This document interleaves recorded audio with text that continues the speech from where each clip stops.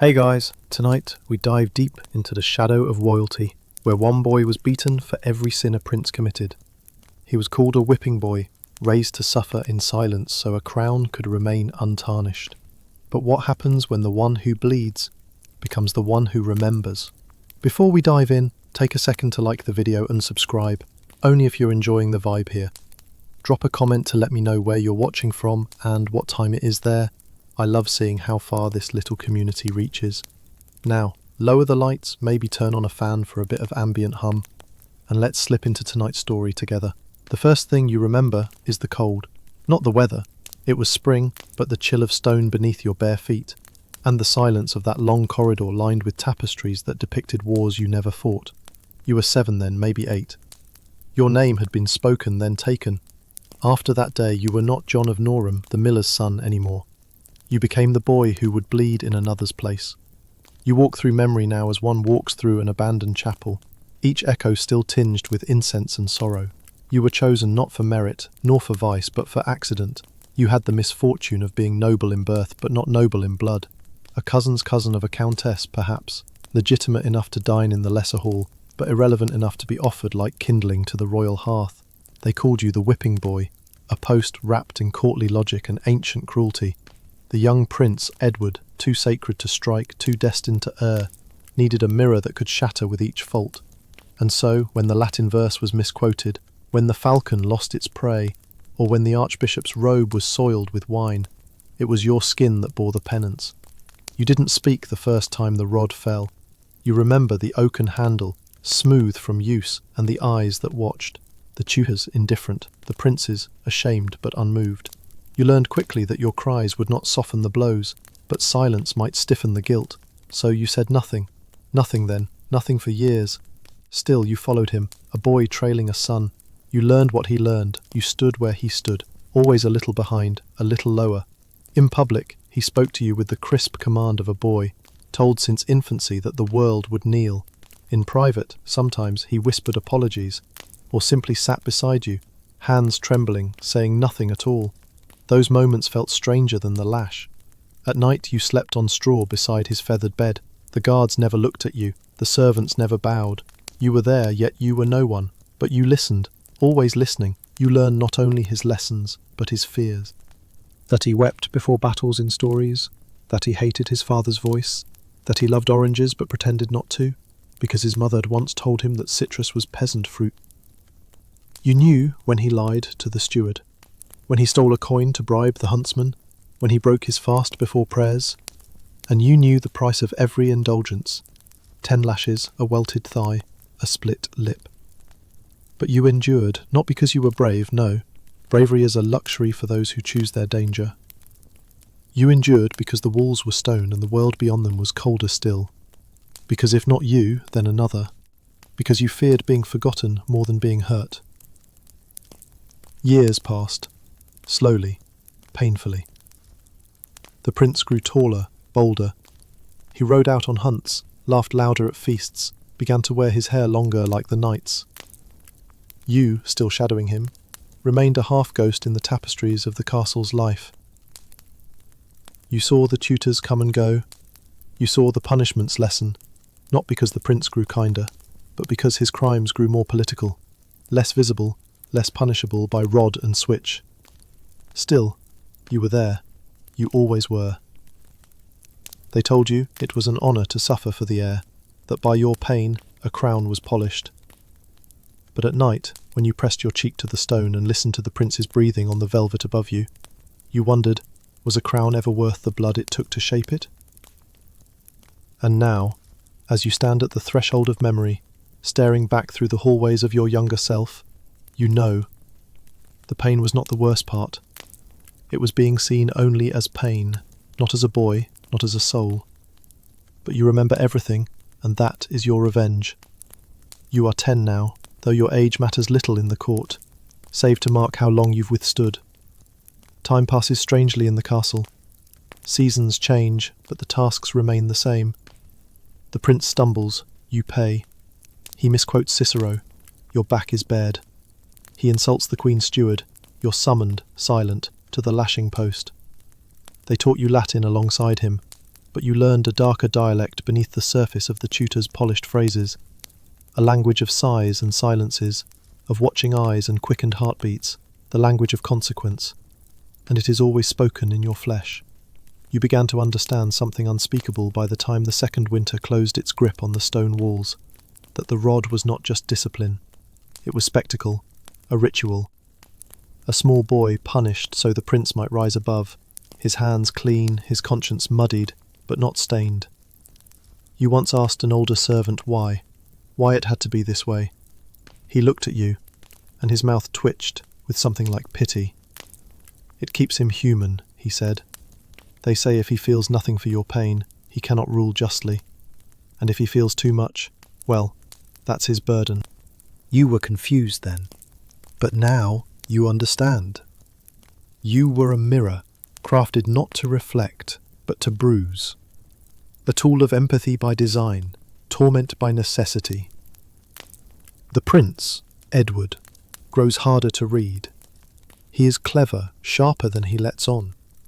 In the schoolroom he pretends ignorance, to mask disobedience. When you are punished for it, he doesn't always look away now. Sometimes he watches. And in those moments, something colder than guilt flickers in him. Calculation. But still, sometimes he comes to you after. He waits until the others are gone, until your breath is ragged and the blood has dried tacky on your tunic. Then he kneels beside you, lips tight, unsure what to say. He brings you bread, or a flask of sweet wine stolen, or he simply rests a hand on your arm, as though to weigh the damage. You let him. You do not speak. He once whispered, "I didn't think they'd strike so hard." You answered, "You didn't think they'd stop." That day he flinched. He never repeated the lesson. There are others like you, scattered across other households, boys who bleed so princes don't have to. But you never meet them. Whipping boys are not supposed to congregate. Pain is a private currency in court. Yours is hoarded behind closed doors and ancient rituals. You start to take pride in your endurance. It's a quiet, strange sort of pride, like a candle lit in a tomb. You know every crack in the punishment chamber wall. You know how many steps it takes, from the royal study to the whipping stool. 47 if you drag your feet. You know how to clench just right, so your muscles don't tear. How to wrap cloth to hide the worst welts from the curious eyes of guests. But more than that, you learn to read people. You read the Queen's tight smiles and veiled contempt. You see how the Duke's son carries his arrogance like a blade. You watch the steward gamble with favours, the stablemaster trade gossip like coin. You watch Edward too, his moods, his lies, the growing shadow behind his laughter. One day, after a particularly cruel flogging, your hands bound, your knees weak, you hear something new, a tutor muttering under breath to another. It would be better if they just struck the boy with words. Words leave no mark on the crown. The other man laughed. Marks are the point. You begin to wonder, is it truly for Edward that you suffer, or for the court's pleasure? For tradition? For order? You see how some nobles grin during your floggings, how others avert their gaze, then quickly forget, how Edward himself seems pulled between shame and acceptance, like a moth caught between two candles. And you, little shadow, begin to feel something dangerous. Not just pain, not just survival, but clarity. You begin to understand power. Not just who has it, but how it's used. Masked, sharpened. You bleed for him, yes, but in your mind you begin to ask, what will he owe you when he becomes king? You are 13. Your bones ache with the echo of too many strikes.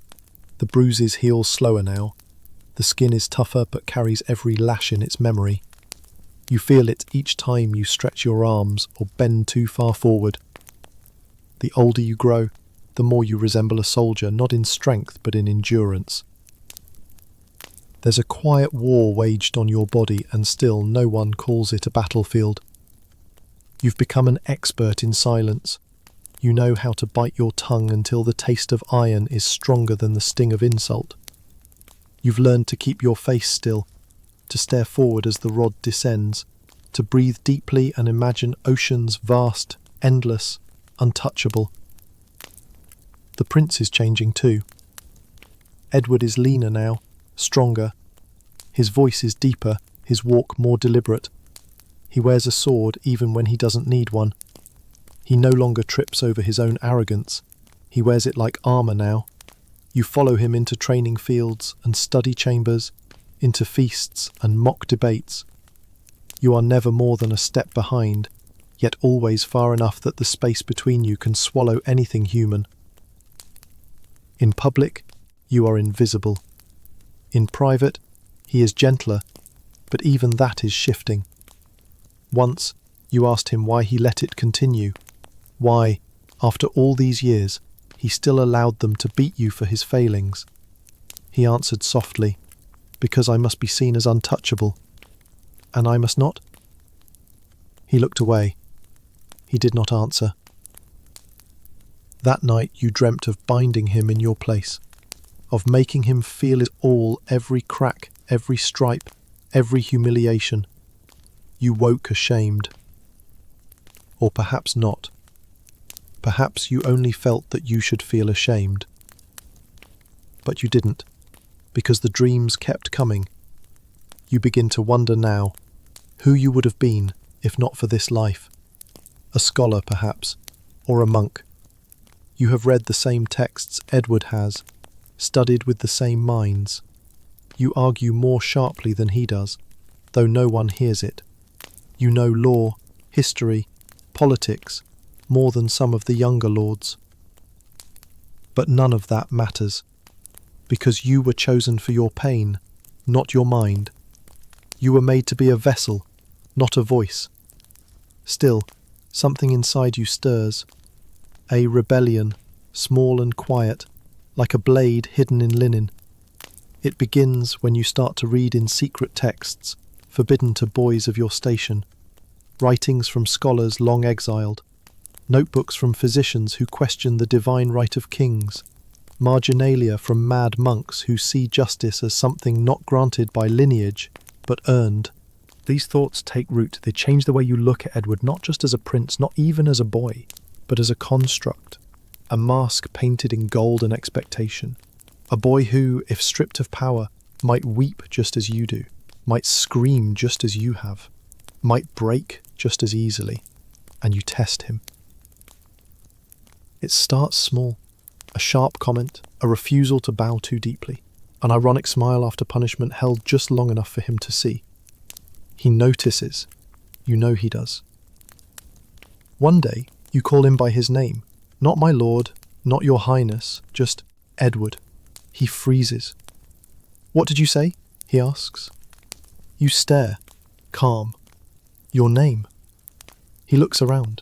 The corridor is empty. His eyes narrow, uncertain whether to feel offended or betrayed. But he doesn't punish you, not that day, because he knows what you know, that without you there would be no softness left in him. You are his measure of humanity, no matter how buried.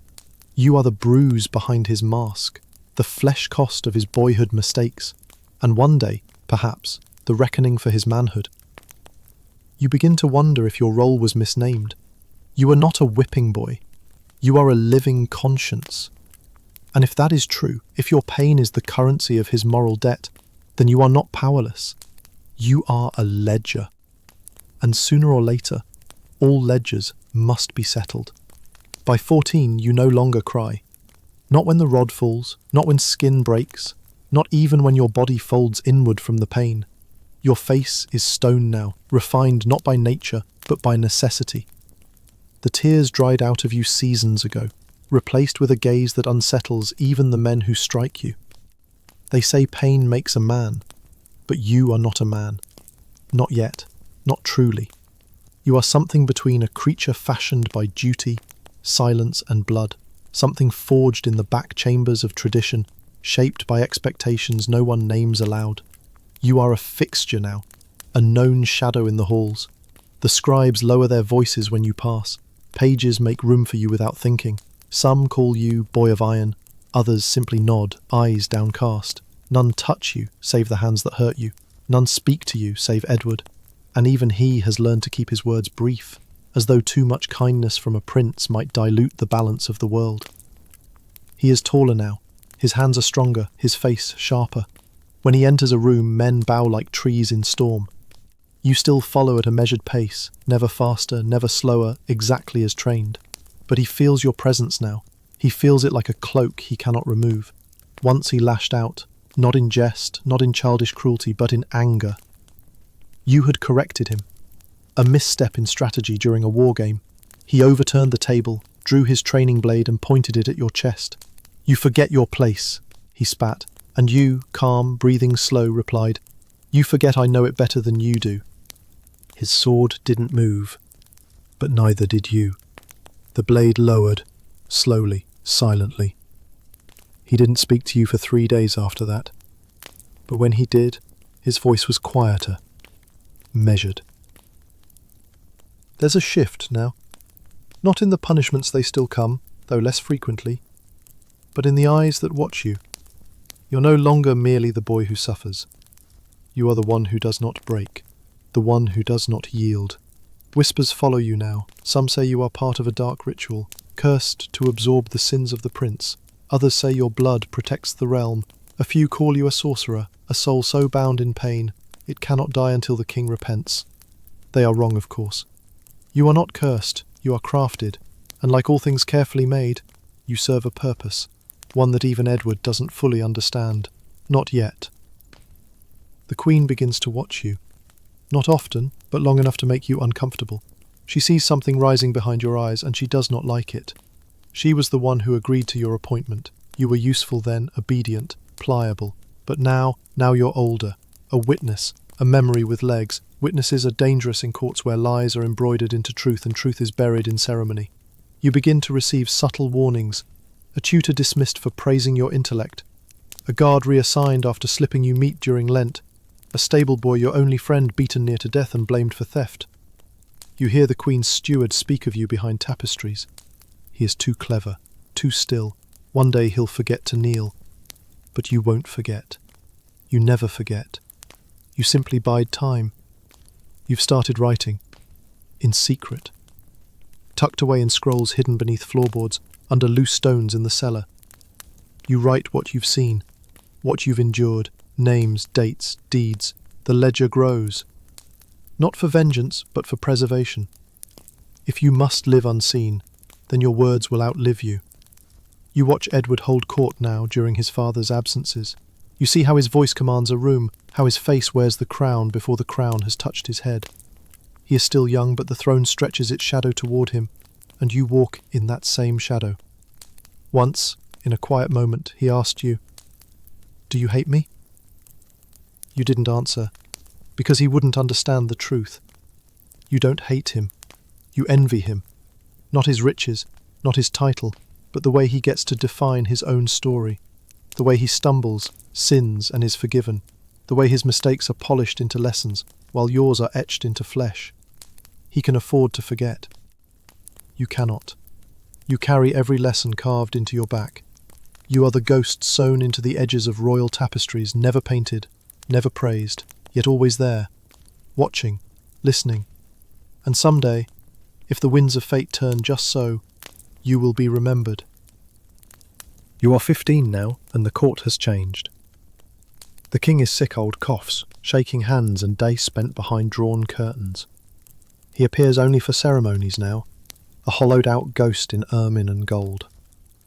Power, real power, has begun to drift like incense smoke into younger hands, into secret councils and hushed alcoves, where parchment and glances cut deeper than blades. Edward stands taller than all the boys now. His voice commands lords. His words shape policy. In official audiences, he stands beside the king's chair, not behind it. The courtiers no longer pat him on the head, they bow. And beside him, always a half step behind, you stand in silence, unadorned, unspoken, but not unseen. Because now they see you, not for who you are, but for what you know. The Queen watches. Her brother, the Lord Chancellor, watches. Even the foreign envoys glance your way more often now, squinting like you're a cipher they cannot yet read. You're the boy no one dares ask about, the shadow no one can shake. And in the halls, you hear things. Conspirators speak more freely near the silent boy, forgetting that silence doesn't mean deafness. You hear of border skirmishes faked for profit, of trade manipulated to funnel coin towards certain houses, of a deal with the Holy Order to put a cousin in a bishop's chair, of Edward's own bloodline being questioned. Hushed rumours that whisper of the Queen's past. You listen, and you write. The ledger is no longer just scars. It's ink now, truth gathered like stormwater in clay pots. Your body has grown leaner, stronger. The pain still comes, less often, but sharper, more symbolic now. When Edward falters, the punishment is quick and public. A spectacle, not correction. A reminder to the people that even the prince's sins are washed with blood. But the eyes of the court are shifting. Once, when Edward failed to respond to a summons from the bishop, the steward came to you with a switch of birch. You stared him down, silent. He hesitated. That night, Edward came to you, unusually quiet. He sat by the fire, not looking at you, just watching the flames. "They hesitate now," he said. You nodded. "Because they fear what you'll do if I'm broken." He turned his head. "And what would I do?" You stared back. "I don't know, but I think they do." And that's the truth. Somewhere along the path from boyhood to almost man, a strange alchemy occurred. You became more than pain. You became leverage. They fear what might awaken in Edward if they push you too far. But you fear something else. That he may need your pain less and less. That your value is shifting from use to threat. A relic, not a role. And then, one evening, the Queen summons you, alone. The chamber is dim, a brazier smoulders with rosemary and some other spice you don't know. She does not offer you a chair. Her eyes are cold, the colour of wet slate. "You've grown proud," she says. You do not speak. You believe your presence matters, that your silence protects you. But silence is not loyalty, boy. It's just cowardice gilded. Still, you say nothing. She circles you, slowly, a hawk appraising a mouse that's grown inconveniently large. "My son will be king," she whispers. "And you will be what? A shadow at the feast? A footnote? Or a threat?" Her breath is warm on your neck. Do not mistake suffering for power. Kings are not made by pity. You meet her eyes. Calm, unflinching. "No," you say. "They're made by those who bleed for them." She narrows her gaze but says nothing else. You are dismissed. You walk out of that chamber with your hands steady but your mind racing. You realise, finally, what has changed. The court no longer thinks of you as the boy who suffers for the prince. They think of you as the boy who knows the prince, who understands him, who could ruin him. You are no longer invisible. You are dangerous. And danger, in the court of kings, is either silenced or sharpened. The year turns. You are 16. The king's decline becomes death in all but name. His voice fades from the court, his seals pass to regents who serve not crown but ambition. The corridors hum with alliances. Lords shuffle allegiances like cards. Every eye is on Edward now, and through him, on you. Because you're still there, always there, and the court doesn't like things it cannot name. The rituals continue, but fewer believe in them. When Edward missteps, an insult too sharp, a refusal too bold, the steward hesitates before calling for your punishment. Once the bishop even muttered, "It serves no one now." Your lashings become symbolic pageantry for tradition's sake. But the pain still lands, and Edward still watches, every time. You see something shift in his face when the rod comes down now. Not guilt, not grief. Guilt is a child's reaction. This is something else. Recognition. He knows you're no longer a boy, that each blow doesn't just mark you, it deepens your presence, that the more you endure, the more his court bends around you, and he begins to speak to you less as a master speaks to a servant, and more like a man addressing an equal he's been taught to ignore. You begin to test that, subtly. You challenge him in strategy sessions, offering sharp alternatives when others demur. He does not silence you. Not anymore. Not even when others raise brows. Once he even quotes you word for word in council. No credit given, none needed. But you hear it, and so do others. One evening, deep in winter, he brings you to the tower study. Just the two of you. Firelight. 2 goblets of wine, a chessboard already in motion. He says nothing for a long time, just plays. Then, softly, "They say I'm too bold, that I push too fast." You move a knight forward. "Are they wrong?" He studies the board. "I don't know." "You've never liked waiting." He smiles faintly. "You would." The room is quiet. Then he looks up, something sharp in his expression. "Do you still hate me?" You think for a long time before answering. "No," you say. "I stopped hating you the day I realized I was free." His brow creases. "Free?" You meet his gaze. Pain is a prison, but once you stop fearing it, there's nothing they can take from you, nothing left to threaten. He leans back, quiet. "You were always stronger than me," he says, almost to himself. "No," you reply, "just less protected." The fire snaps between you. The chessboard lies forgotten, and you both understand, without needing to say it, something old has ended. That same week, a lord attempts a quiet rebellion in the north. Edward rallies troops. You ride at his side, not behind him, but beside him. The nobles grumble. The Queen sends a furious letter, but Edward doesn't flinch. You sleep in tents now. You eat beside squires and guards, washing your hands in the same icy stream as the prince. Edward fights in the skirmish, sword drawn, eyes wide with fear and adrenaline. You do not fight, but you are there, watching, recording, enduring. When the traitor is captured, Edward orders the man hanged. The soldiers cheer, the court approves. But you, watching from the edge, see the prince's hands shake as he walks away. Later he asks you, "Would you have done it?" "No," you answer, "but I would have let them think I had." That night he does not sleep. You do, because you understand something now. A whipping boy doesn't just suffer for the prince.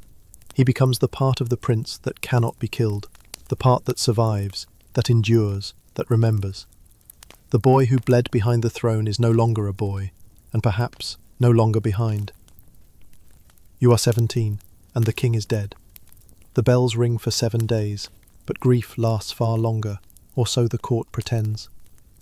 The great cathedral swells with nobles, bishops, dignitaries. Mourning robes and veils rustle like black wings over the cobbled stones. Edward stands at the altar, head high, jaw stiff, his crown still ceremonial, but its weight very real. You stand behind him, as you always have, in a plain tunic, no crest, no name stitched in thread. But every eye that lands on him flickers just once to you. You are no longer the boy at his side. You are the man who endured his rise.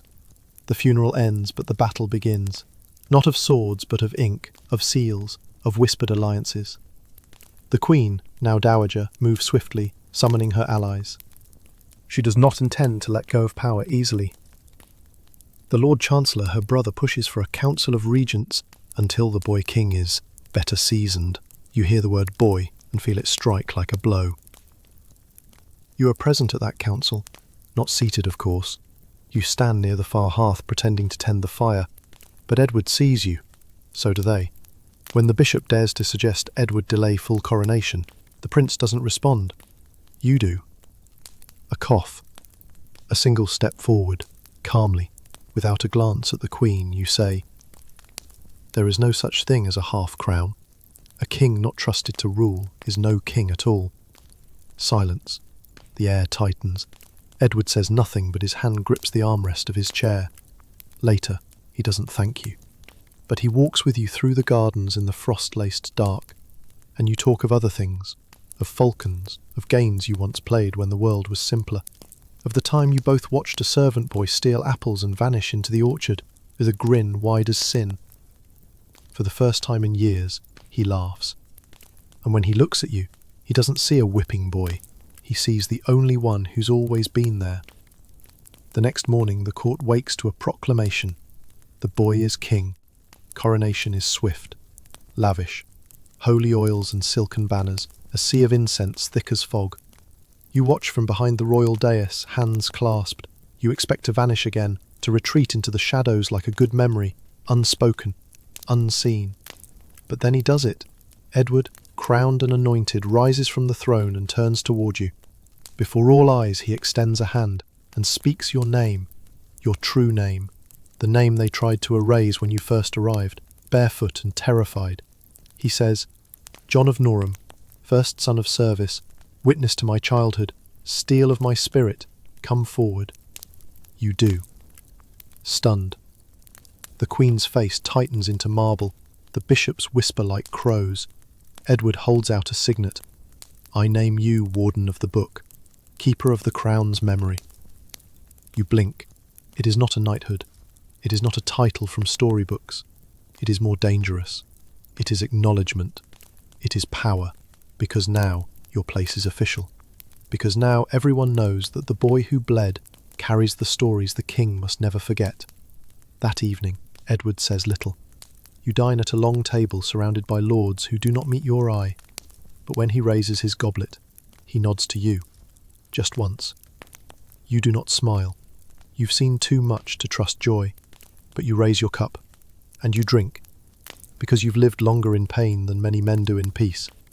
Because this moment is proof that pain, when endured long enough, becomes not just memory, but foundation.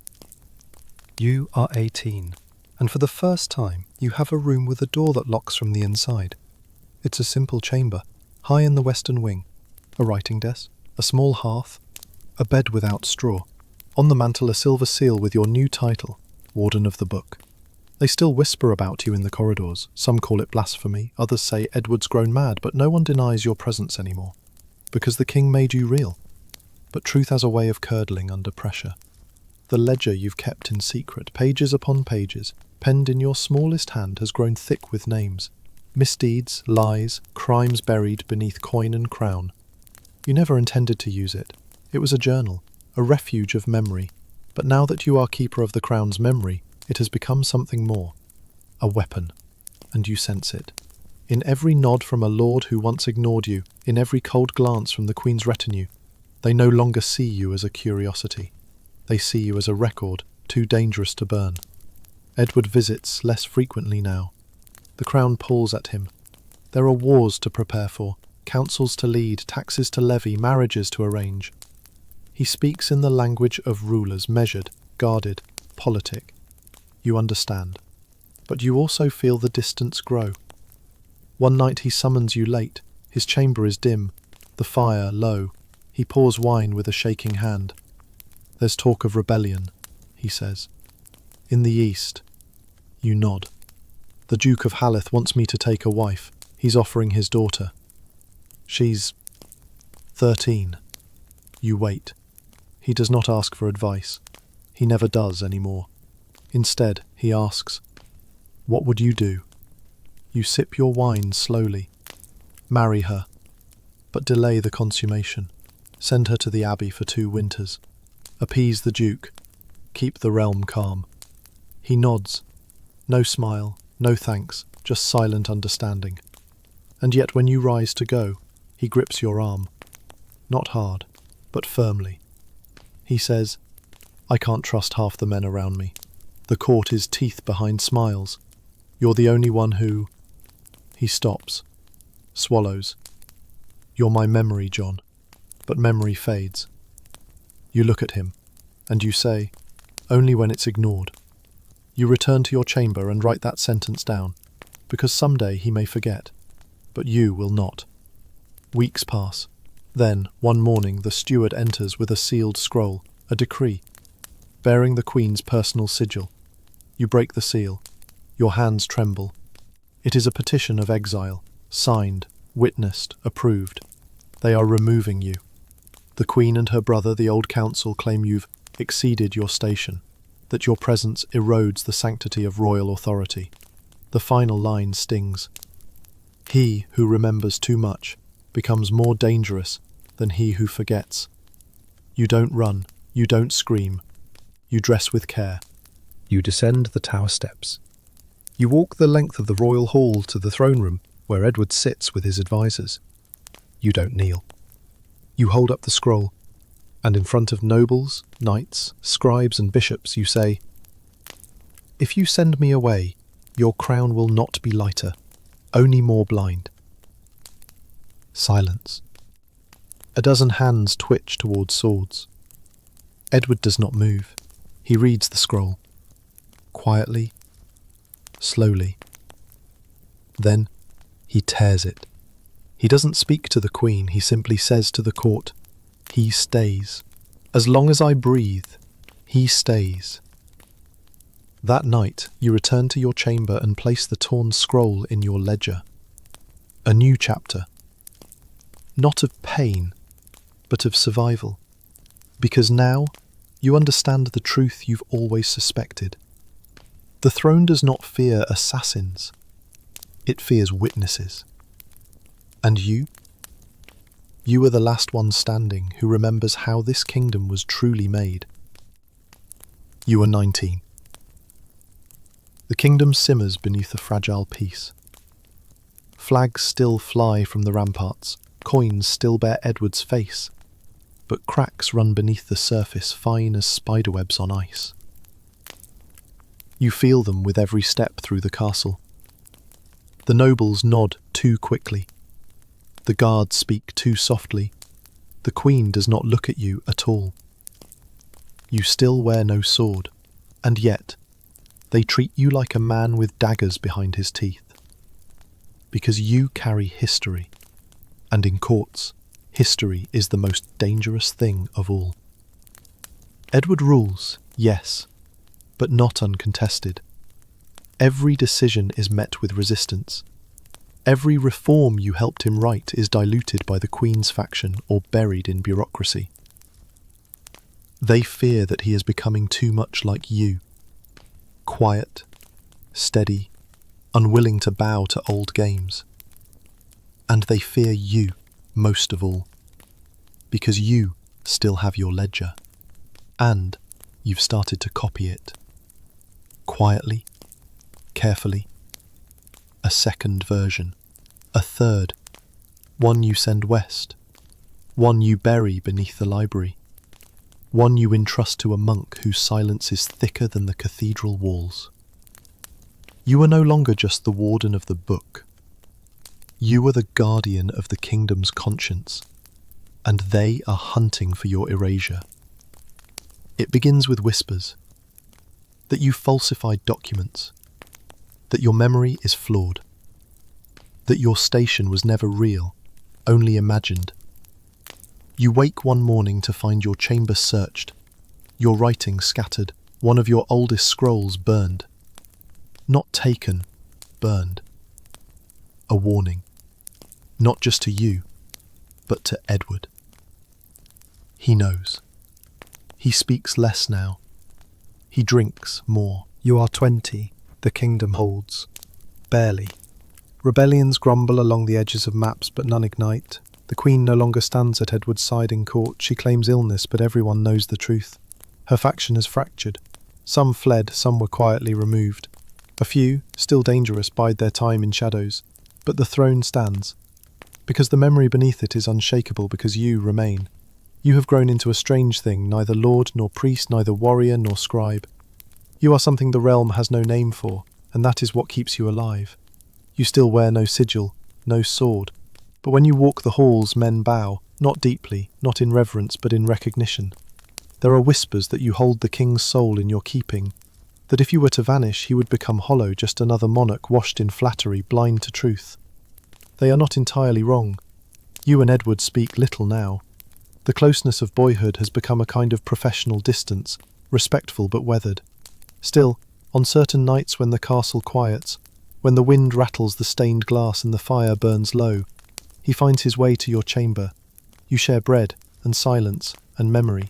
Sometimes he asks about the early days, about the rod, about what he said, what he did. You always answer honestly. He never asks for forgiveness, and you never offer it, because what passed between you was not about guilt, it was about survival.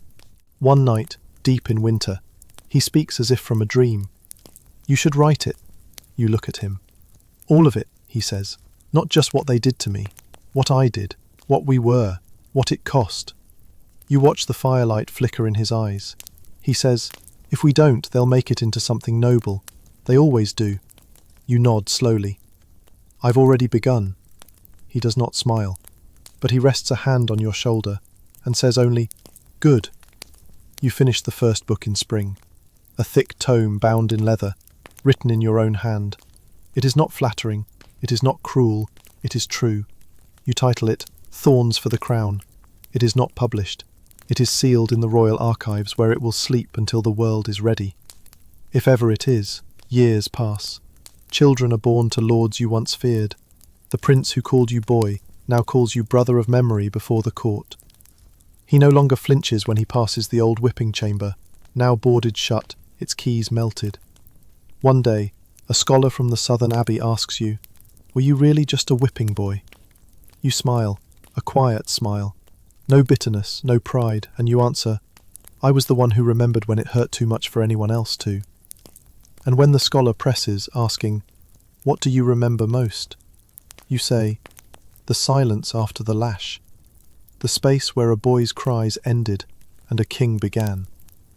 You are old now, older than pain, older than vengeance. Your hair has gone silver. Your back aches not from scars but from years. But when you stand beside the king, your king, you still see the boy behind the crown. And he sees the shadow that once bled for his sins. He sees the truth. And that, in the end, is what you were made for. Not obedience, not suffering, but to be the conscience carved in flesh. A crown can be stolen, but memory cannot. And so long as you walk these halls, the crown remembers.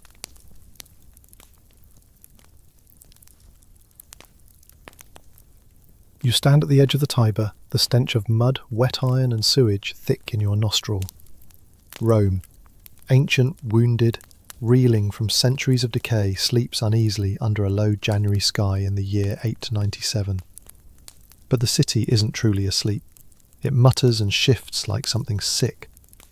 You've felt it for days now, heard it in the whispers of market women and in the dread-laced clatter of horse hooves across cobbles. You are a minor cleric, a canon with no ambition attached to the Lateran Basilica.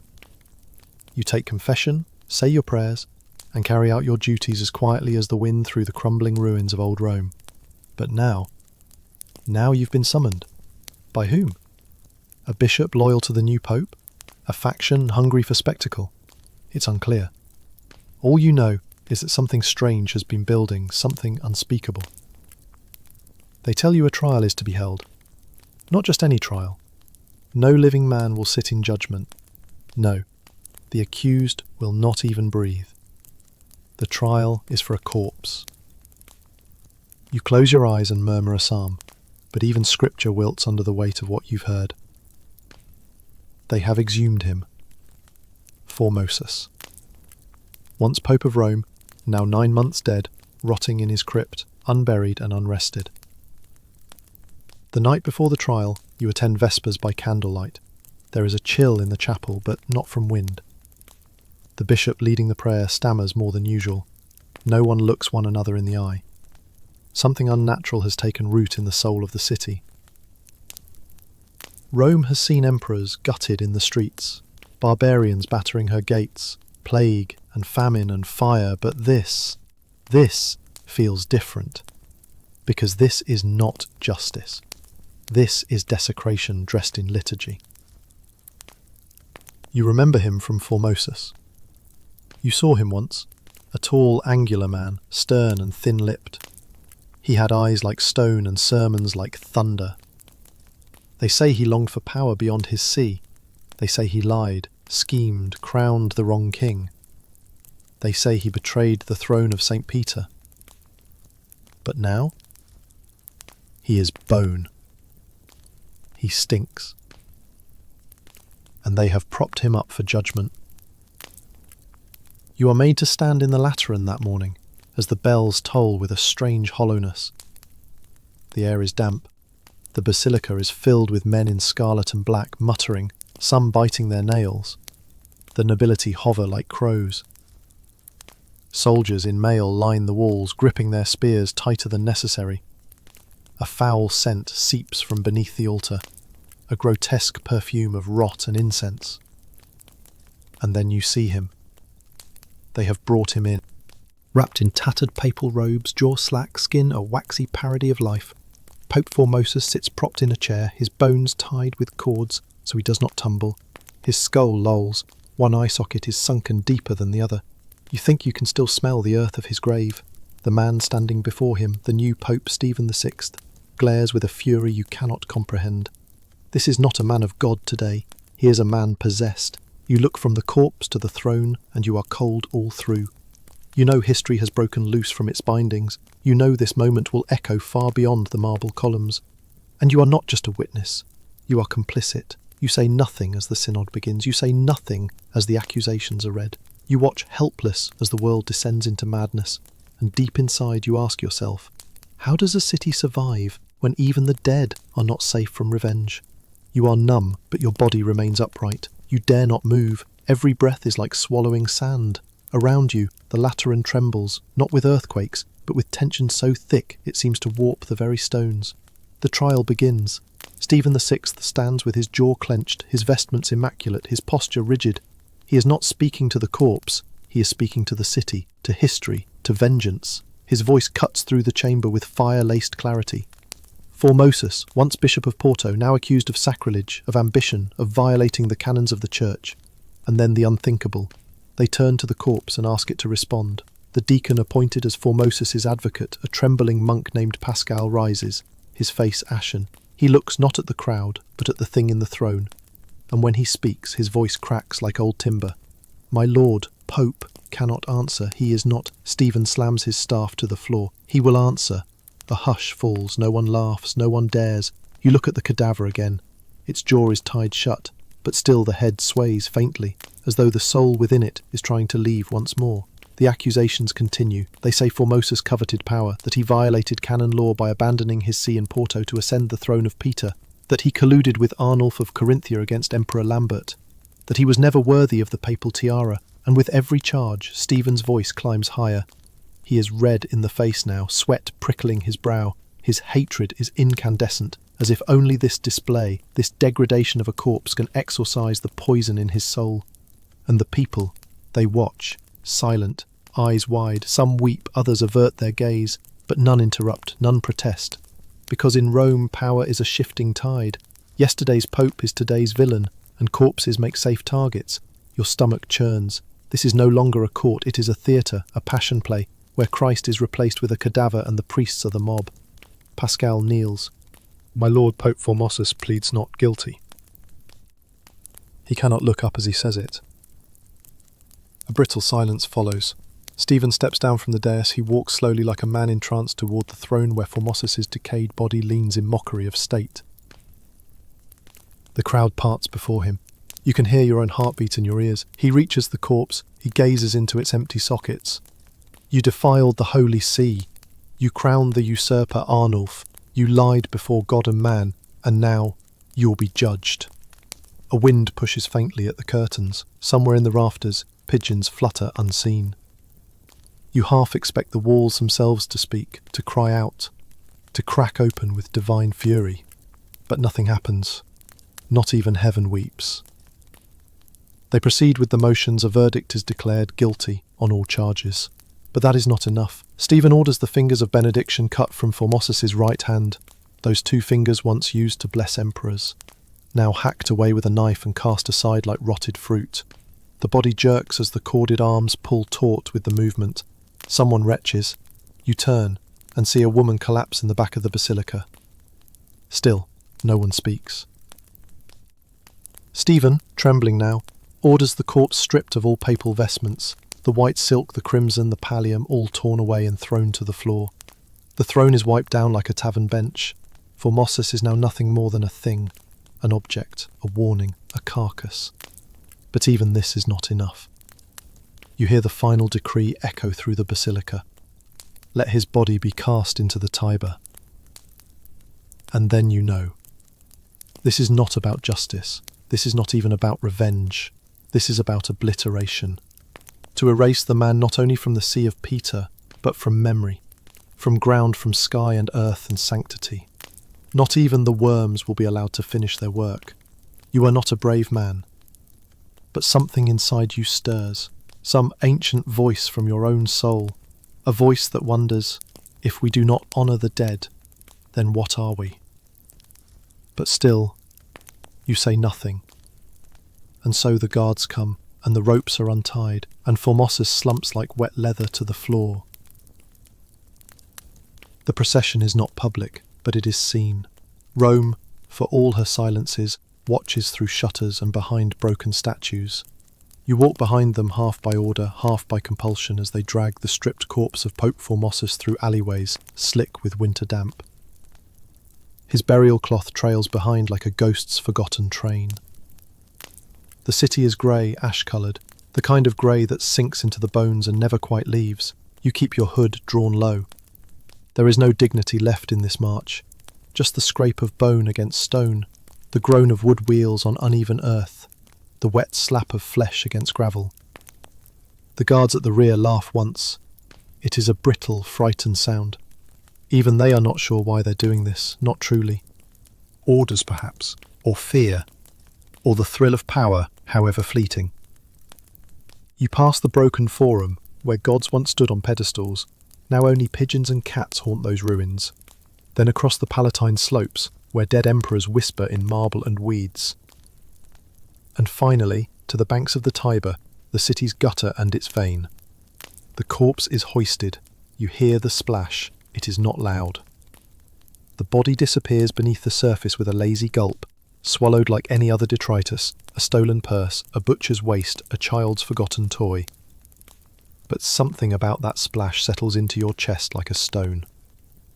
You do not weep, you do not speak, but you feel viscerally that something sacred has been breached.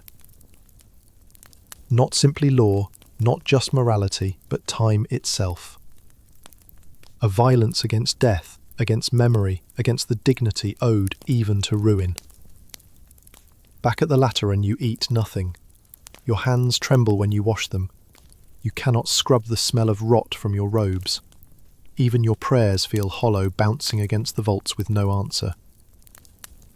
It's as though God turned his face away today.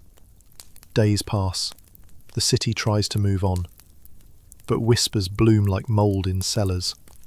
They say the river spat the corpse back up, that a fisherman found it tangled in reeds, one hand pointing toward the sky, that a hermit on the bank tried to give it a proper burial, that the dead Pope's soul cries out at night near the bridges, cursing Stephen's name. And then there is the dream. It comes to you 3 nights after the river. You are standing in the basilica again, but everything is wrong. There are no walls, only stars above you. The throne is made of bone. On it sits Formosus, whole and robed in cloth of gold, his fingers unbroken, his face stern. He speaks no words, but you understand. You understand that you have been made witness to a moment Rome will never forget. That one day, this madness will be reckoned with, that the dead will not always lie still. You wake in sweat, your mouth full of dust. In the weeks that follow, the city shifts again. The air grows tenser. Riots flicker in the slums. Murmurs about Stephen's sanity multiply. People fear the plague, or perhaps divine retribution. You hear pilgrims mutter that Stephen has cursed the papacy, that the see of Peter is now stained. Then the prophecies start. A blind man at the market claims he saw Formosus walking at dawn, barefoot on the riverbank. A midwife swears a baby was born with the dead Pope's name etched into its shoulder. You want to dismiss it all, but you cannot. Because some part of you knows. The trial was not an ending, it was the beginning. A beginning of rot, of blood, of reckoning. And one evening, not long after, you hear the news. Stephen VI has been imprisoned, the mob turned on him. Some say it was the nobility. Others say the guards finally refused to obey. Either way, he is in a cell now, screaming about Formosus day and night, clawing at the walls, asking why no one believes him, asking why the corpse follows him in dreams, and not long after that, he is found strangled. You feel no joy, only a terrible, echoing stillness. You walk again to the Tiber. It is dusk. The water glimmers like old bronze. You kneel, you pray, not for Stephen, not for yourself, but for the soul of the dead Pope, for Formosus, whose body was dragged, judged, mutilated, discarded, for the church that let it happen, for the city that did not cry out. You do not know whether God hears you, but somewhere down in that river the bones remain, and the water remembers. Working of the basilica, to be dragged through the streets like a criminal dog. Months pass, but Rome never forgets. You try to return to your duties, mass, confession, the quiet rituals of the cloth, but something inside you has shifted. You walk the basilica with a phantom weight on your shoulders. The incense smells of rot now. Every candle you light feels like an apology. The Cadaver Synod has become legend before its ashes have cooled. Stories spread like wildfire, distorted, embroidered, repeated with trembling fascination. Some say the corpse spoke, others swear Stephen struck it with his own hand. No two accounts agree, but all of them end the same way, with horror and a pope undone by his own trial. You begin to keep a record, quietly, carefully, a secret scroll tucked between hymnals and old liturgies. You write down every detail you remember, the colour of Formosus's robes, the pallor of his skin, the smell, the words, the eyes of the crowd. You write not as a priest, but as a witness. History, you realise, is not written by the victors, not always. Sometimes it is written by the guilty. And Rome has grown guilty indeed. Another pope is elected, Romanus. He lasts only a few months. Then Theodore II takes the throne briefly, feverishly, and suddenly the winds shift again. You hear word that Formosus's body has been recovered from the river, that the new pope declared the synod null, that Formosus will be reburied with honours.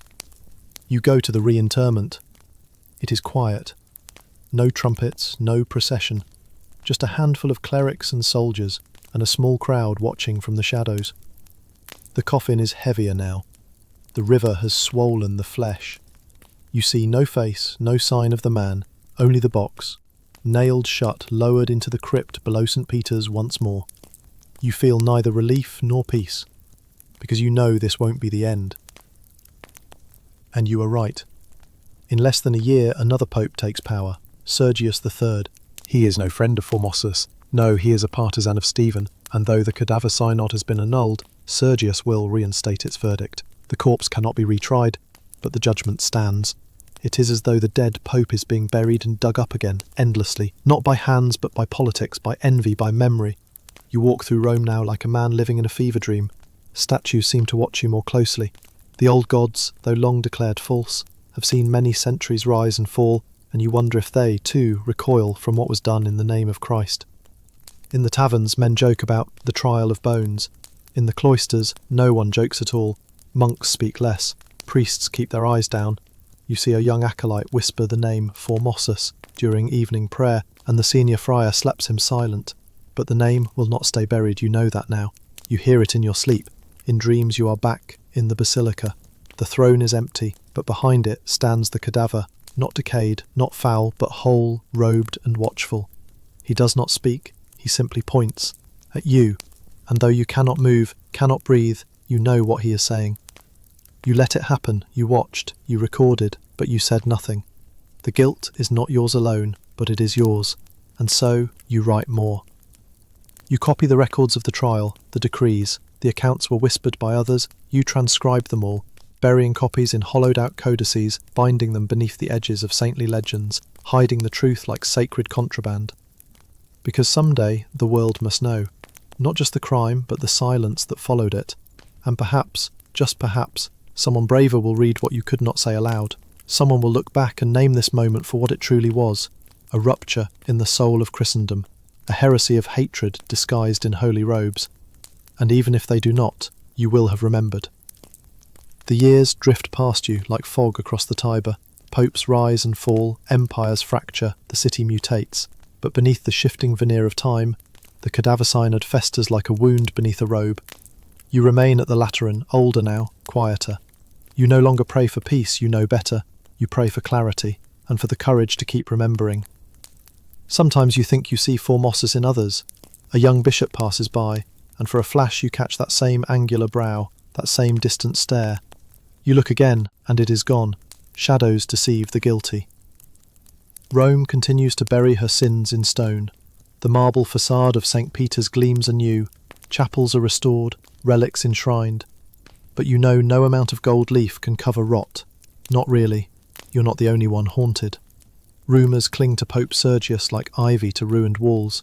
They say he strangles his enemies in their sleep, that he fears Formosus more than any living man, that he has destroyed every record of his predecessors' reburying, that he burns the bones of anyone who speaks the wrong name. You've kept your scrolls hidden well, but sometimes you are even tempted to cast them into the fire, to burn the memory out of the world, to forget. And yet you do not, because memory, even painful, even rotted, is sacred. There is one day late in autumn, when the air smells of dying leaves and smouldering ash, when you see a child playing with a bone near the basilica.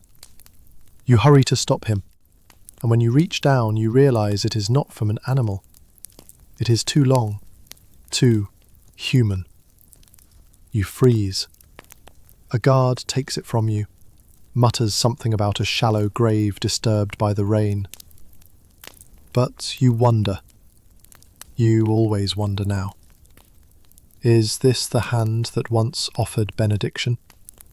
Is this a finger once raised in protest? You take to walking the riverbanks often, not to fish, not to gather herbs like the beggars, but to watch the water. The Tiber flows on, unconcerned, but in the murmur of its eddies, you sometimes hear things. A name, a plea, a rasped breath that shouldn't be there. Rome is full of ghosts. That is not new.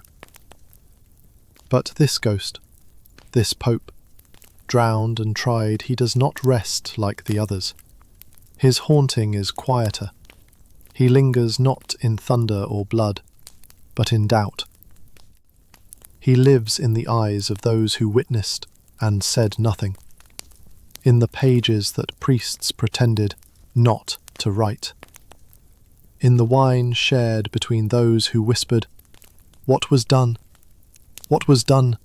was wrong." One night, you are called to hear a confession. An old cardinal, dying, riddled with fever. His lips crack as he gasps for breath, and you lean close. He grips your wrist with shocking strength. I was there.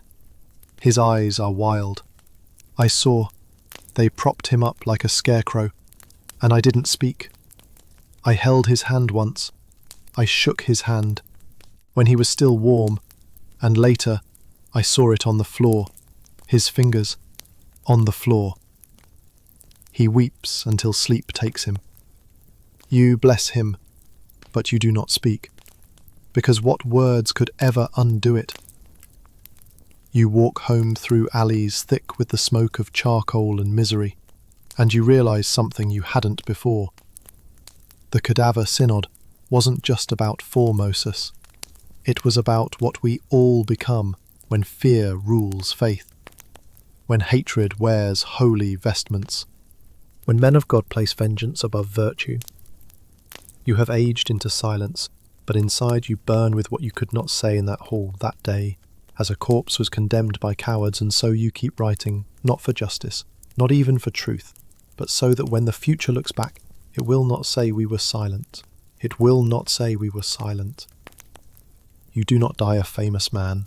No marble is carved in your name, no chant is sung in your memory. You are a quiet footnote, forgotten even in the records you once transcribed. But what you saw, what you wrote, what you kept hidden outlives you. The scrolls survive, tucked in hollow bindings, sewn behind icons, passed from monk to monk, like a relic made of ink and shame. What you witnessed, what the world tried to forget, never truly disappeared. Years pass, then decades, then centuries. The church stumbles, reforms, fractures. New popes rise, crusades burn, cities fall. The Lateran itself is rebuilt and cracked and rebuilt again, but beneath its stones, somewhere in the dust of crypts and archives, your memory lingers, and with it the memory of the dead pope. Formosus accused, tried, desecrated, exhumed, never leaves the walls of history. Not even the Vatican, in its grandeur, can banish the ghost of that grotesque synod. The world changes, but the story remains, retold, reshaped. Whispers passed between scribes and scholars and scandal-hungry monks. You had feared the world would forget, but it is precisely because of how grotesque it was, how absurd, how tragic, how viscerally wrong, that it could never be buried completely. In time, your scrolls are found, not all perhaps, but enough. Enough for historians to stitch together the facts behind the madness, enough to unearth the bones of guilt from beneath papal finery, enough to ask, how could this happen? How could the Vicar of Christ desecrate the body of his predecessor with ceremony and decree? How could an institution meant to bind heaven to earth allow itself to be soiled by political vengeance dressed as liturgy? And through it all, one truth floats like driftwood in a flood.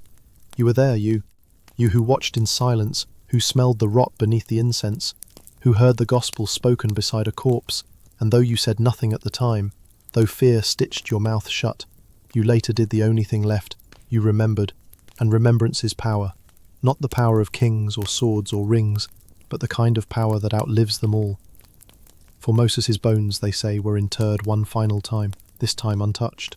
They remain at St. Peter's, in peace. But the trial, the Cadaver Synod, sits now in the annals of the Church like a black mark that no water, no council, no prayer has fully erased. Even popes, centuries later, would not speak of it without a shudder. You wonder, if souls linger, what Formosus must think, if he forgives, if he laughs, if he still watches. But perhaps, in the end, it is not Formosus whose forgiveness we must seek. It is ours. For the silence, for the complicity, for letting something holy become spectacle and something sacred be made a warning. And yet, perhaps that too was part of God's design. For no empire, no crown, no church is free of rot. But through memory we name the rot. Through memory we learn. And through memory the dead wronged and voiceless finally speak. I'll say, we remembered.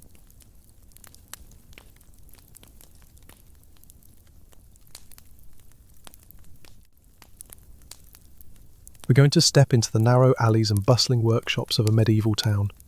This is not a tale of kings or crusades, but of the hands that built the cathedrals, wove the cloth, and shaped the very bones of the city. You are not a noble or a knight, you are one of them, a craftsman, a soul bound not by bloodline but by blade, loom, chisel, or flame. And behind every skill, every stroke of the hammer or thread of silk, there stands an unseen power, the guild. In this story, you'll feel its strength, its law, its protection, and its cost. You'll remember what it is to rise with the bell, to answer to your master, to guard secrets with your life, and to swear your craft with pride. Welcome to the brotherhood behind the craft. Welcome to the world of medieval guilds. The bell tolls before the sun dares rise. You stir beneath a rough woolen blanket, the scent of smoke and old wax still heavy in the apprentice's dormitory. Your bones ache from yesterday's labour, but there is no time for softness in you. You are 13 years old, and the workshop of Master Halric waits. 6 years remain before you earn your mark, and each day must carve your worth like a chisel shaping stone. You stumble through the silent cloister, nodding to the older apprentices with coal-smeared faces and stiffened hands. No one speaks. The guild house rules are strict. Silence before dawn, prayer at first bell, then labour, until the sun bows to night. The street is alive already. You hear iron striking iron from the smithy. You smell the boiling vats of indigo and hear the slap of wet leather in the tanner's yard. A wheelwright shouts at a clumsy boy who spilled pitch across a nearly finished cart. All around you is the music of labour, of devotion to craft. In the guild of stonemasons, your guild, there is no room for pride without purpose. The master awaits inside a vaulted hall, walls lined with chisels that gleam like ceremonial swords. You bow low, no eye contact. He calls you boy, though your name is etched in the roster of apprentices in the wax ledger. You take your place on the ground beside the other novices, sharpening the master's tools until your knuckles go raw. The guild is more than a place. It is law, it is sanctuary, it is an oath spoken in stone. Without it, a craftsman is dust on the wind, unprotected, untrusted, unable to sell his work in any town worth building. But with it, you are family, bound by tradition, by craft, by the weight of generations. At midday, journeymen return with scrolls of design from the cathedral site. You glimpse it, ink drawings of towers meant to touch the heavens, of ribbed vaults and flying buttresses, the masters dream into stone. You are not allowed to speak of what you see. Knowledge is the guild's greatest treasure. You whisper with another apprentice in the toolhouse. He tells you a tale of a carpenter's guild in Rouen, how they hunted down a runaway journeyman who taught forbidden techniques to outsiders. When they found him, he was dragged before the council and branded. You ask if it's true. He shrugs. Truth is less important than fear. The guild protects by being feared. That evening, the hall fills with the older men. Candlelight flickers off their polished pins, badges of rank and craft. You watch them trade stories, contracts, sometimes gold. They speak of wool quotas, of bans on foreign goods, of apprentices caught stealing designs. Every word a reminder that the guild is not just about hammers and lathes, it is power. Quiet, watching, woven into every street. Before bed, you kneel before the apprentice's altar. You murmur the vow. I pledge my hands to the craft, my silence to its secrets, my soul to its shaping. You lie awake in the dark, the ache in your hands throbbing like a second heartbeat. One day, you'll wear your own badge. One day, you'll be more than a boy in soot. But for now, you are bound by oath, and the guild is your world. The town wakes under a bruise-coloured sky. Fog creeps low between crooked buildings, swallowing sound, and softening the shouts of merchants as they hoist open shutters. But you know the way by instinct now. The worn cobblestones, the slick patch by the baker's drain, the smell of malt and damp stone near the brewer's quarter. Today begins differently. You are summoned not to the tool house but to the counting room, where the guild stewards work. Parchment, sand and sealing racks crowd every table. You are told to stand quietly as Master Halric and 3 senior journeymen pore over a stack of documents with creased brows and low voices. You don't understand the words at first. Tariff, monopoly, provincial rights. But you begin to see that the guild's power is not only measured in chisels and stone, but in contracts, negotiations, borders drawn not with swords but ink. They speak of the textile guild, your rivals. They want to claim space near the cathedral site, your site. The masons built the foundations. The textile guild has no place on sacred ground. The others nod, and you are dismissed with no explanation. But you carry that tension with you back into the hall. That afternoon, as you deliver sharpened tools to the cathedral site, you see it for the first time with clear eyes, not just as a monument to heaven, but as a battleground of guild ambition. Woodworkers argue with masons over arched timbers, painters hiss at glaziers for blocking light. Even here, amid the saints and scaffolds, the guilds clash like quiet armies. You notice something else. A man in the square wears no badge, his tools are clean, his work skilled, but no pin glints on his collar. A blacksmith nearby spits and turns his back. The man finishes his carving and walks on, ignored, invisible. You ask the journeyman beside you what it means. He's not guild, he says. No oath, no rights, no price protection. He's windblown, freelance. He says the word like a curse. If he undercuts us, he dies poor, or he disappears. That night by candlelight, you overhear 2 journeymen whispering. One of them, a lean man with a scarred lip, has a plan. He speaks of a merchant from the south who wants stained glass windows for a chapel outside the town charter. No guild oversight, gold in hand. It's illegal, but profitable. You hear him say, "No one tells the council. You shouldn't be listening." The next morning, you report it to the steward. They say nothing, but the man with the scar is gone by week's end. No one speaks of it again. From that day on, you understand. The guild is not merely a brotherhood. It is a web spun across town and trade, and your place in it is both privilege and prison. You are protected but watched, elevated but chained, and if you stray even once, you vanish from memory like dust from a polished floor. As dusk descends and the cathedral bells toll vespers, you return to the apprentice dormitory with a new understanding. The secrets of the guild run deeper than mortar and stone, and one day, when your badge is earned, you will carry them too. But for now, you sleep beneath their shadow. The year turns, and with it the rhythms of your apprenticeship deepen. You speak less and hear more. The forges roar, the scent of stone dust, the sting of lye and lime. These things mark time now more than any bell. Then one morning, Master Halric gives you a folded letter sealed in red wax. He tells you to take it to the Guild Hall of Marinsfeld, 3 days east, a quiet market town, allied by charter but distant in ways that matter. You are to deliver the letter by hand and speak to no one of its contents. It is your first journey beyond the walls. You travel with a journeyman, Thomas, who once carved the saints on the western arch. He carries a short blade under his tunic. You carry the letter and a pack of dried meat and bread. The road is quiet, lined with wet fields and stooped trees, but your ears never rest. Even the crows seem to gossip. When you arrive at Marinsfeld, something feels different. The Masons' Guild there is smaller. Their hall lacks the marble inlay and vaulted ceiling you're used to.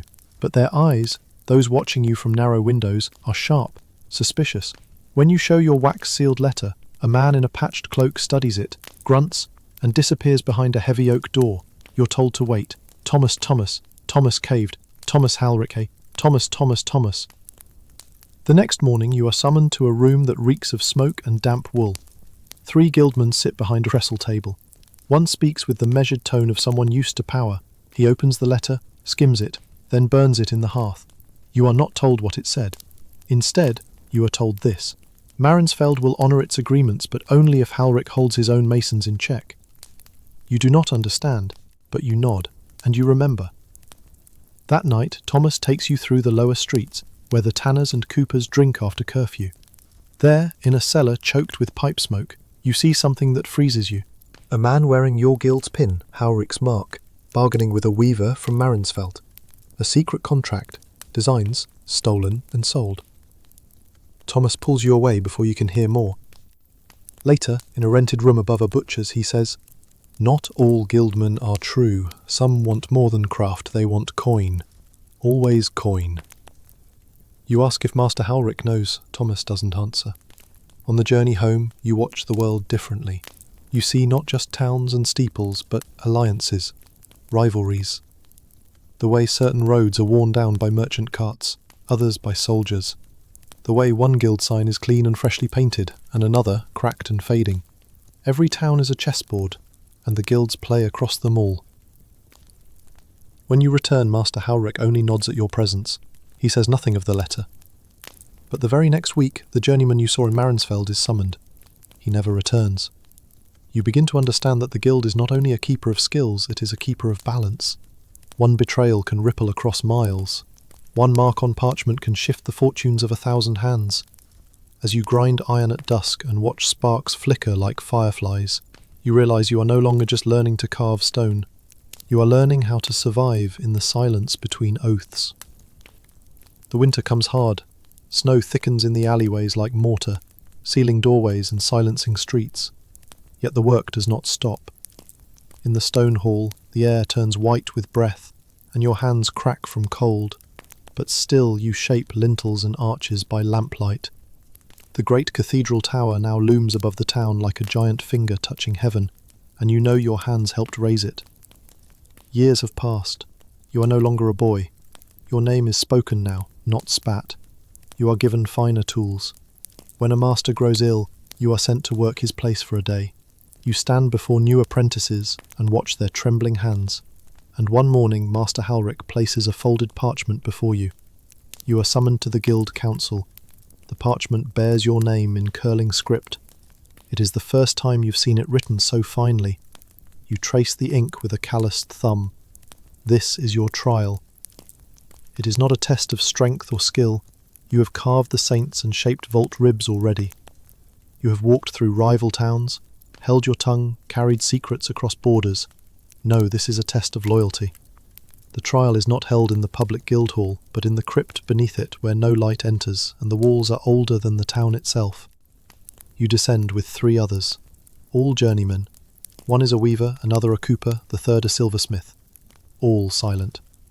You are stripped to your shirt. Your tools are taken. Then, a blindfold. You are led down a tunnel where no footstep echoes, and you realise you are not just stepping forward, you are leaving something behind. When the blindfold is removed, you stand in a circle of candlelight, surrounded by men whose faces you cannot fully see. Their guild pins gleam like stars in the dark.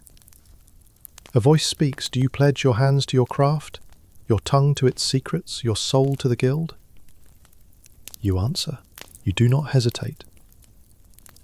Another voice asks, will you bear the mark of loyalty even if it brands your flesh? Again, you answer. You do not flinch. Then you are led to a stone table. Something sears your shoulder. The pain is brief, but its meaning is eternal. You do not cry out. That too is a test. When they place the blindfold back over your eyes, you hear the murmur of approval. You are handed a small cloth pouch. Inside, a pin. Your badge. Silver, etched with the mason symbol and the sigil of your town. You are no longer an apprentice, nor a journeyman. You are now one of them. When you rise to the upper hall, the other craftsmen await. They clap your shoulder. They pour wine into a goblet carved from ashwood, older than your father. You drink, and they cheer. You are part of the guild now in full, no longer just a hand, but a name, a voice, a vote. Yet even in joy, you feel the heat of the mark still burning in your skin. And you know that should you ever betray what you've sworn, this warmth will be the last kindness before punishment comes. That night, in your own chamber now, you light a candle. You open a ledger. You begin to draft your own designs. For the first time you will shape, not just stone, but the future of the guild itself. The years move quickly now. Your fingers bear scars, your name holds weight, and apprentices stand when you enter. You've earned the right to set price and measure, to judge the work of others. Contracts bear your signature, and twice a year you sit in the guild council chamber with the men who once seemed carved from myth. But you see more now. You see how favours pass in silence between cups of wine, how grain merchants receive leniency for donations to the guild feast, how a lesser craftsman's shop is denied a licence not because of poor skill, but because his cousin once quarrelled with a master. These things were always there. You simply didn't know how to look. One autumn day, a boy is brought before the council.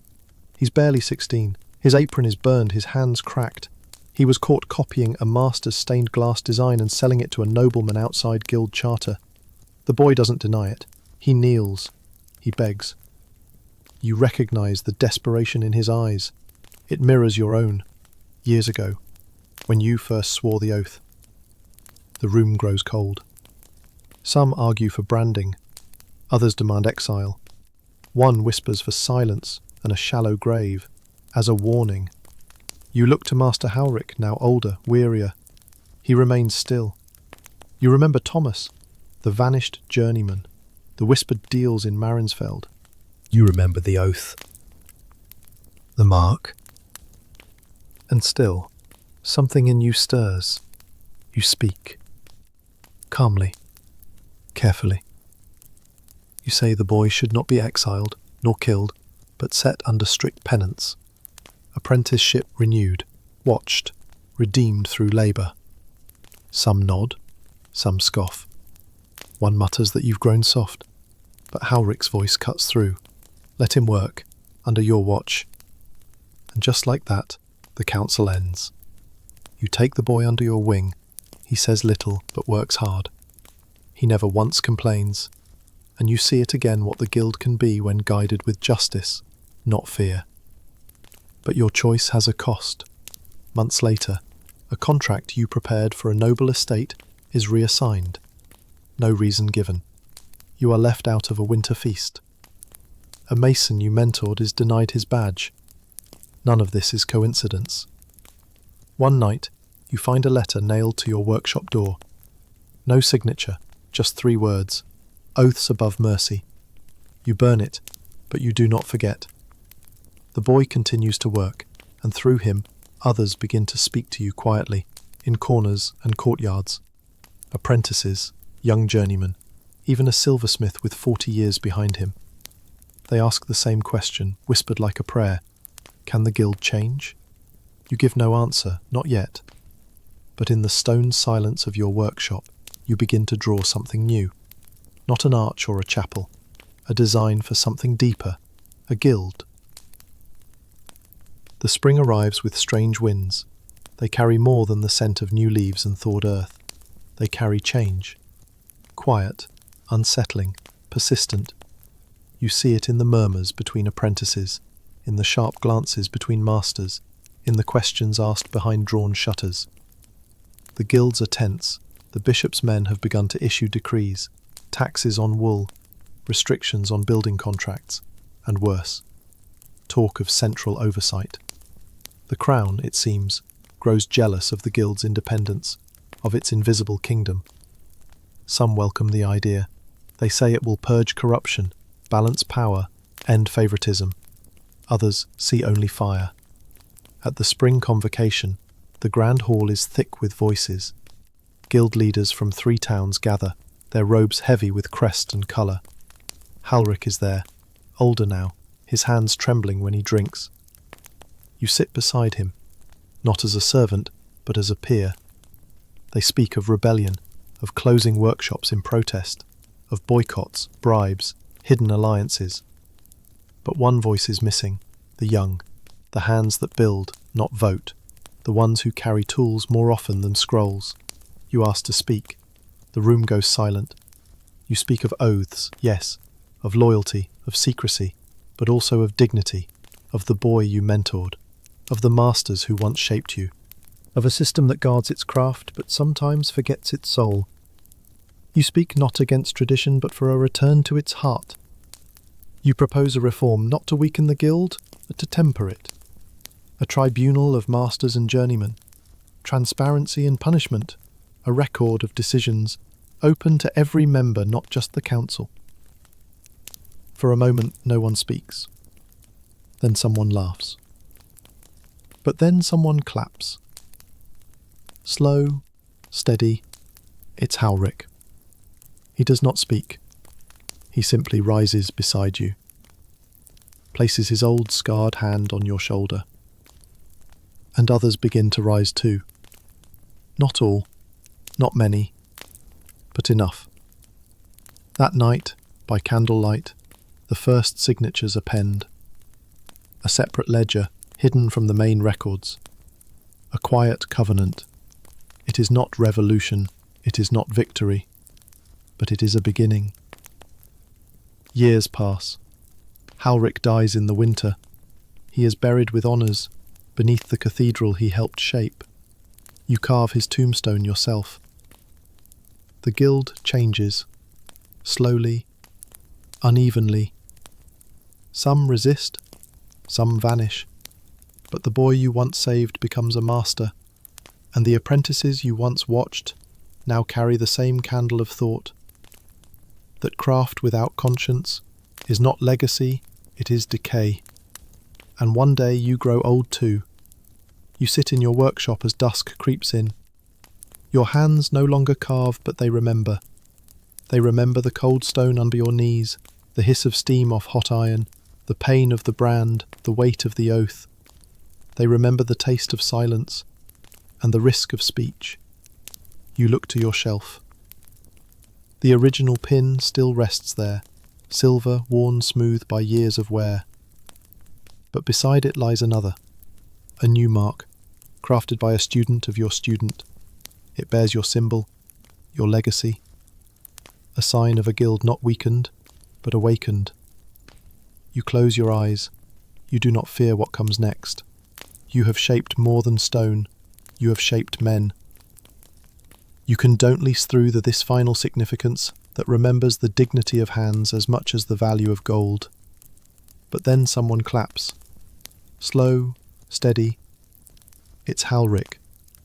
He does not speak. He simply rises beside you, places his old scarred hand on your shoulder, and others begin to rise too. Not all, not many, but enough. That night, by candlelight, the first signatures are penned, a separate ledger hidden from the main records, a quiet covenant. It is not revolution, it is not victory, but it is a beginning. Years pass. Halric dies in the winter. He is buried with honours beneath the cathedral he helped shape. You carve his tombstone yourself. The guild changes. Slowly, unevenly. Some resist, some vanish. But the boy you once saved becomes a master, and the apprentices you once watched now carry the same candle of thought. That craft without conscience is not legacy, it is decay. And one day you grow old too. You sit in your workshop as dusk creeps in. Your hands no longer carve, but they remember. They remember the cold stone under your knees, the hiss of steam off hot iron, the pain of the brand, the weight of the oath. They remember the taste of silence and the risk of speech. You look to your shelf. The original pin still rests there, silver, worn smooth by years of wear. But beside it lies another, a new mark, crafted by a student of your student. It bears your symbol, your legacy, a sign of a guild not weakened, but awakened. You close your eyes. You do not fear what comes next. You have shaped more than stone. You have shaped men, and that remembers the dignity of hands as much as the value of gold.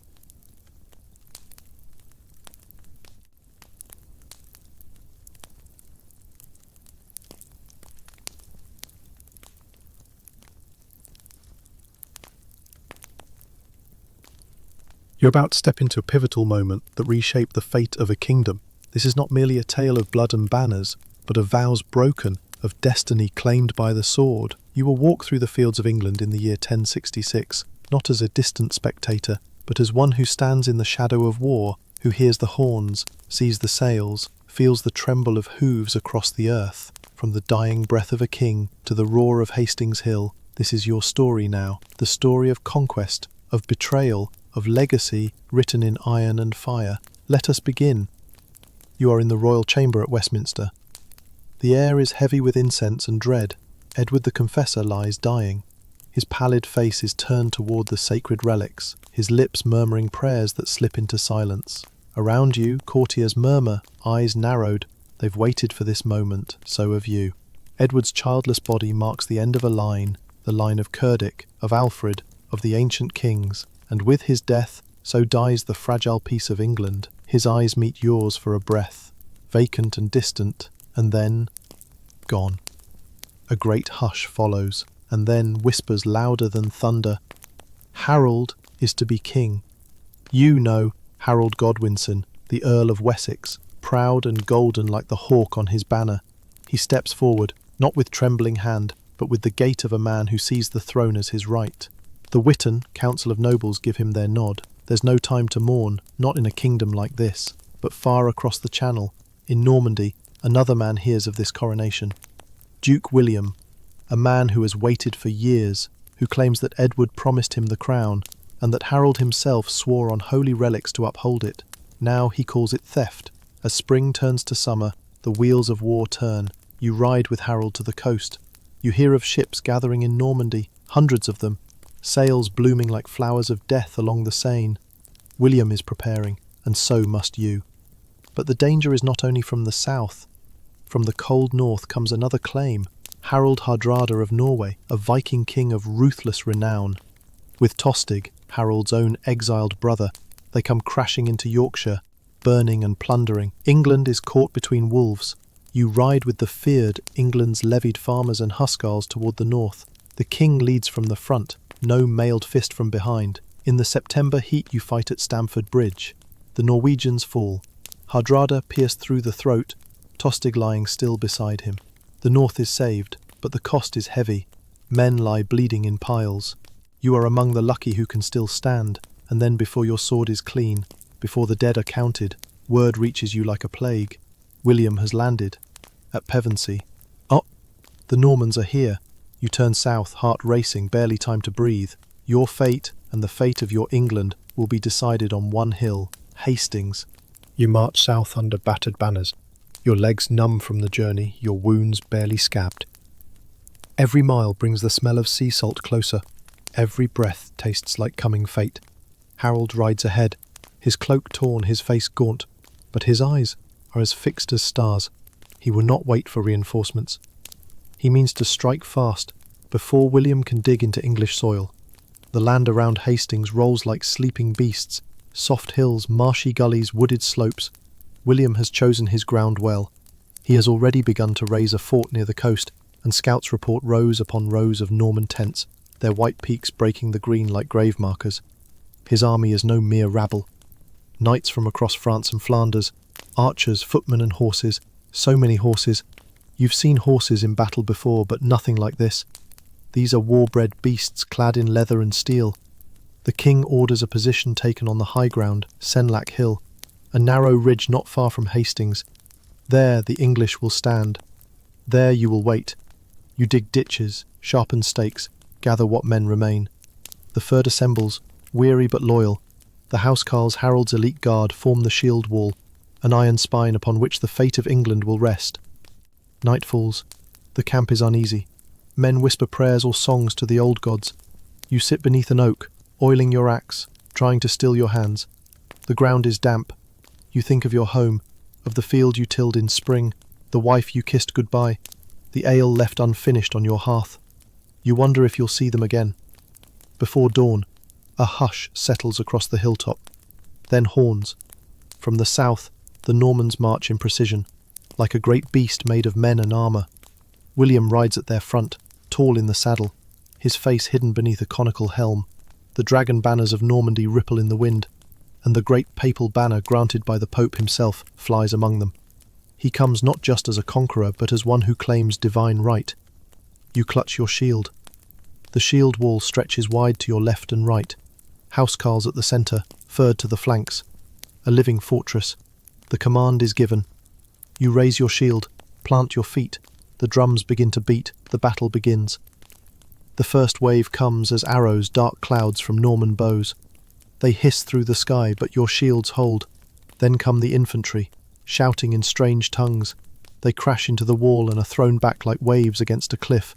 And then the thunder. Horses. Norman cavalry charges uphill, lances gleaming. You brace. The sound is like the sky collapsing. But again, the wall holds. One after another they break upon your line. Spears pierce horses, axes cleave mail. Men scream in French and fall. By midday, the sun burns overhead. The dead carpet the slope. William's forces reel, and a cry spreads through their ranks. The Duke is dead. But it's false.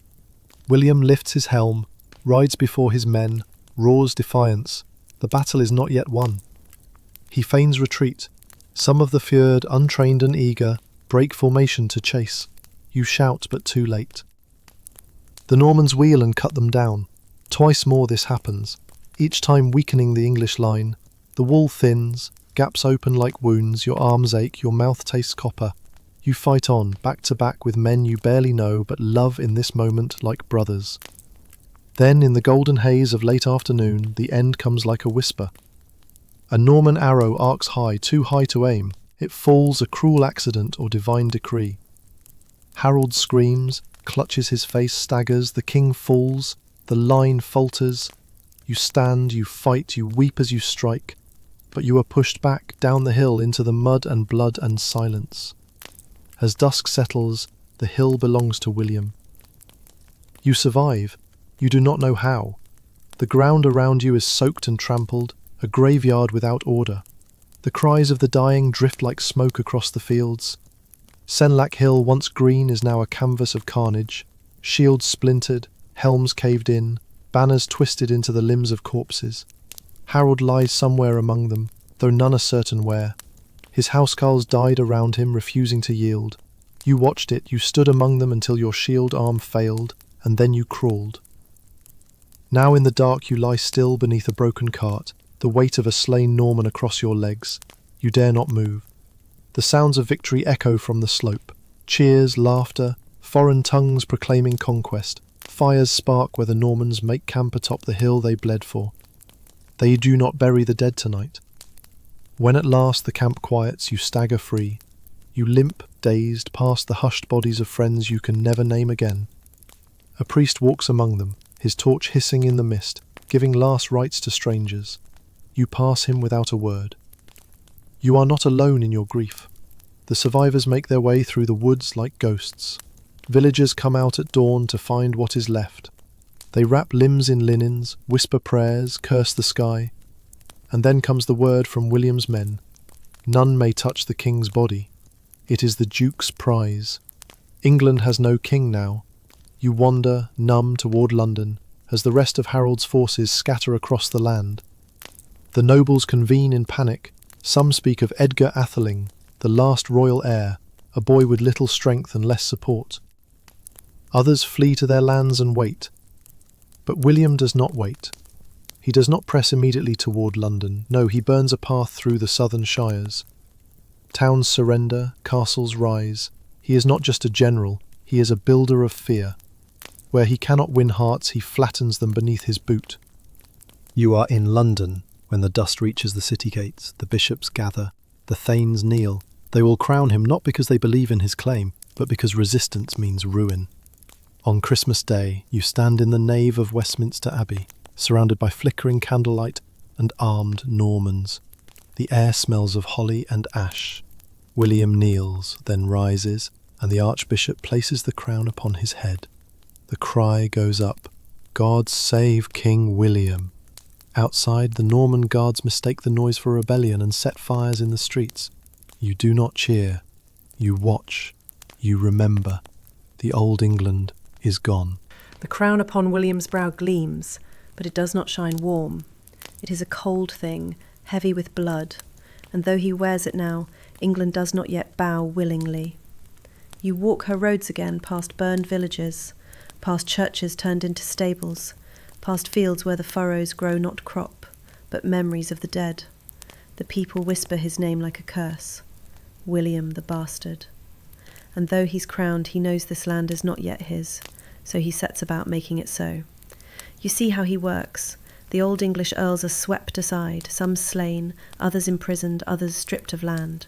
In their place he installs his men Norman lords, with sharp tongues and sharper blades. Castles rise like iron teeth across the country, built not to protect the people, but to watch them. They are the eyes of William, made of timber and stone. You are summoned along with hundreds of others to swear fealty. You kneel, you say the words, but your mouth tastes like ashes. You are English, and this is no longer England. It is a conquered thing. Yet rebellion burns like peat beneath the surface. At Ely, at York, in the fens and forests it smoulders. You join one such rising in the north. You take up arms again, not for glory, not for reward, but for memory, for vengeance, for something that feels like home. At first you succeed. Norman garrisons fall, their towers are burned, the people sing again. And then William comes north. He does not come like a king, he comes like a firestorm. You see it with your own eyes. Villages razed, fields salted, livestock slaughtered. Not just men, but women and children. Not just rebels, but those who fed them. The earth itself seems to weep. They call it the harrying of the north. You call it what it is. Devastation. The famine that follows is worse. Corpses line the roads. You eat bark, then grass, then nothing. You bury your comrades with hands too thin to dig deep. Still the resistance dies not in one day nor 1 year, but it dies. William builds deeper. He builds wider, and in time he begins to take stock of all he owns.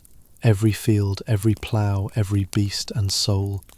You are there, an old man now, lined and wary when the clerks arrive with their ink-stained hands. They ask how much you own, how much you sow, how many pigs in your sty, how many hides of land. You answer, you must. Later, you hear it is called the Doomsday Book. a book that judges all and pardons none, a ledger of conquest. You close your eyes and remember a time when your land was not measured in ink and Norman script. You remember Harold, you remember the hill, and still you endure. You remain one of the few who saw it fall from within its iron ribs. Years pass like the slow drip of water from a broken eave. You live, but not as you once lived. Your hair is greyer, your walk heavier. You till the same field where your father once stood, but now it belongs to a Norman baron with a name that snarls from the throat. You pay your tax in grain and sweat, and still they demand more. The language of your land changes slowly, painfully. You hear it in the markets, in the courts, in the prayers. English tongues begin to wrap around Norman words, like vines climbing stone. And yet, you are still here. Beneath your breath, you sing the old songs, whisper the old stories to your sons. They know the name Harold as you once knew the names of Alfred and Edgar. The Normans rule, but they do not yet own what lives in your marrow. One autumn, as the leaves turn like fire, you are summoned to a gathering at Winchester. You go not by will, but by obligation. There, in the great hall, William's son speaks, Robert Curthose, proud and sharp-eyed. He speaks of Normandy, of the Holy Land, of taxes and oaths. You barely listen. Your eyes drift to the carved beams above, still bearing Saxon motifs, dragons and knots, stories etched into timber before the bastard's birth. Afterward, you sit outside with others who remember, old warriors, tired farmers, monks who once served under kings with English names. You talk of Hastings not with rage, but with reverence. A scar is not rage. A scar is memory that won't fade. One man tells you he saw Harold's banner in a dream woven with gold, fluttering above a field untrampled. Another swears he found a coin with the old king's face, buried in the roots of a yew tree.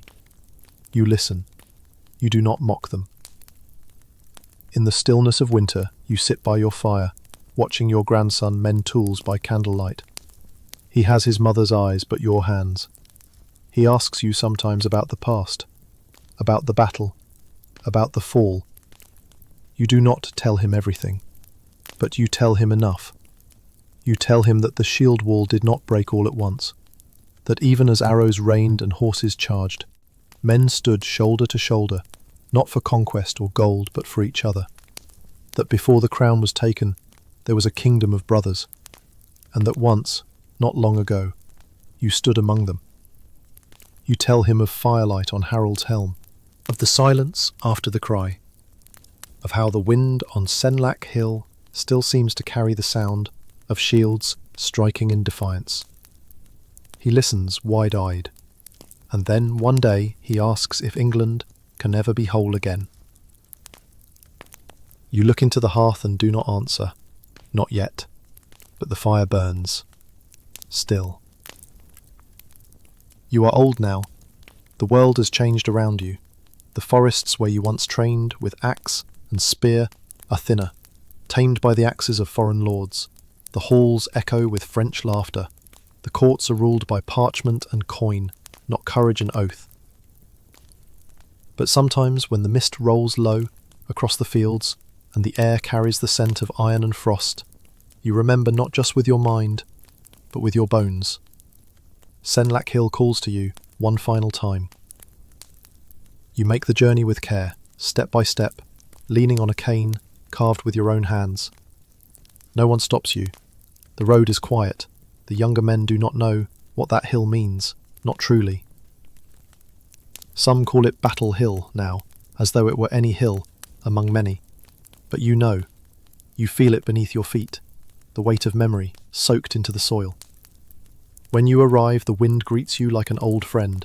The ridge still rises gently against the horizon. Grasses have grown wild, dotted with thistle and bloom.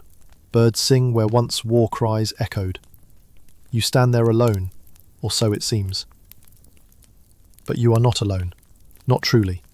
Beneath your feet, in earth deeper than roots, lie the remains of a generation. Men who bled for a crown, for a land, for each other.